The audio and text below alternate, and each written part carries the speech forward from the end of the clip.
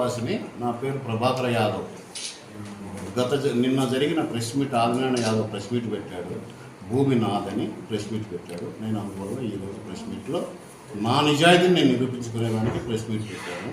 అయ్యా ఆదినారాయణ, నువ్వు ఎక్కడికో పోయి భూమి నాదని పత్రాలు నీ దగ్గర ఉన్న పత్రాలు చూపించి ఈ భూమి నాది, ఈ భూమిని కబ్జా చేస్తున్నారు, దీంట్లో ఫినిషింగ్ చేశారు, ఫ్రీ కాస్ట్ చేశారు అని వాపోతున్నావు.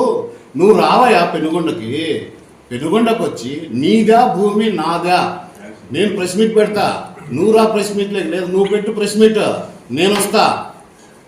మీడియా మిత్రులే తెలుస్తారు ఆ భూమి ఎవరిది అని. ఏమే నీ సర్వే నెంబర్ ఏది, నా సర్వే నెంబర్ ఏది చూసుకో. నా దాంట్లో నా భార్య పేరుతో ఉన్న భూమిని ఆక్యుపై చేశారు, దాన్ని ఫినిషింగ్ చేశారు, ఫ్రీ కాస్ట్ చేశారని చెప్తున్నావు. ఇది నీ భూమి కాదయా, ఇది నా భూమి.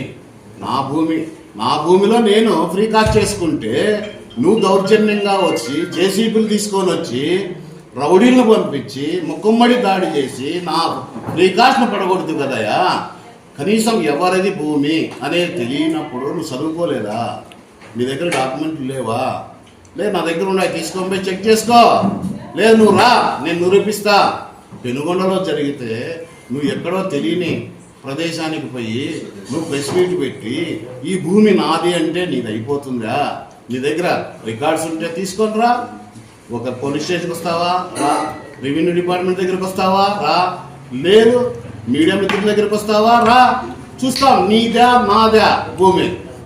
అనవసరమైన అబద్ధాలు చెప్పి మీడియా మిత్రులను కన్ఫ్యూజ్ చేస్తున్నాను. నీ భూమి కాదు ఇది, నా ప్రైవేట్ భూమిదే. ఏమే నీ ఉనికిని కాపాడుకునేదానికి నువ్వు ఊసరపిల్లి మాదిరి మారుకుంటూ పోతూ ఉన్నావు. నువ్వు చేసిన అక్రమాలు, దౌర్జన్యాలు, కిడ్నాప్ కేసులు, ఫోర్జరీ కేసులు ఎన్నున్నాయా నీ మీద? 10 FIR మీడియా మిత్రులకు ఇస్తా. నా దగ్గర ఆధారం లేదు, నేను మాట్లాడట్లేదు. నువ్వు గతంలో ఏం చేస్తువి? కాంగ్రెస్ గవర్నమెంట్ వచ్చినప్పుడు కాంగ్రెస్ గొడుగు పడితే నీ ఉనికిని కాపాడుకునేదానికి. ఆటి నుంచి టీడీపీలోకి వస్తువే, టీడీపీలో నుంచి వైసీపీలోకి పోతువే. ఎందుకు పోతున్నావా? ఇన్ని పార్టీలు మారే. పార్టీల వల్ల నీకు లాభం ఉందా? నీ వల్ల పార్టీలకు లాభం ఉందా? గమనించుకోవయా, ప్రజలకు తెలుసు.